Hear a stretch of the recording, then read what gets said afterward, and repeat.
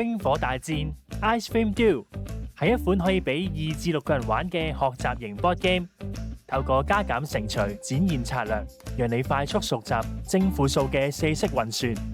整副 board game 有80張由+1至+9以及負1至負9嘅基本數字牌，另外仲有18張特殊牌。遊戲嘅核心就係令累積總和由正數變為負數，負數變為正數，又或者變零。初階玩法，首先每位玩家會先獲派6隻牌，其餘成為牌庫。喺牌庫揭開第一隻牌嘅時候，大家可以鬥快出牌。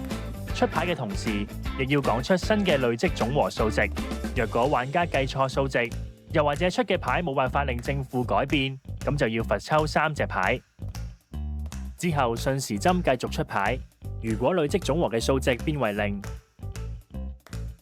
咁下一位玩家就可以打出任何嘅數字牌。如果玩家發現手上嘅牌冇能力改變正負，咁就要喺牌庫度抽一隻牌。如果轉咗一圈都冇人出到牌，再次輪到你嘅時候，可以一次出最多3隻牌，並以呢啲牌嘅點數總和作為出牌值，用嚟改變總和。當最後剩翻1張手牌，必須要講出 last card， 否則就要罰抽1隻牌。最快出晒手牌嘅玩家就會獲勝。進階玩法需要用到18張特殊牌，當打出乘負2、乘負3、乘負4，都可以幫你起1張手牌。另外仲有除負2，指定玩家需要抽1張牌；除負3，指定玩家抽2張牌；最後除負4，則係所有玩家都要抽1張牌，而出嘅人就可以再多出1張牌。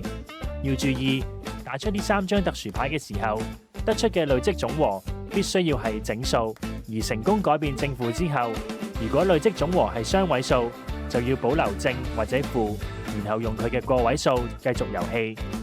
另外仲有加減，當獨立打出呢張牌，咁下一位玩家嘅運算方式就會由加法轉為減法，直至再有人出正負牌先轉翻加法。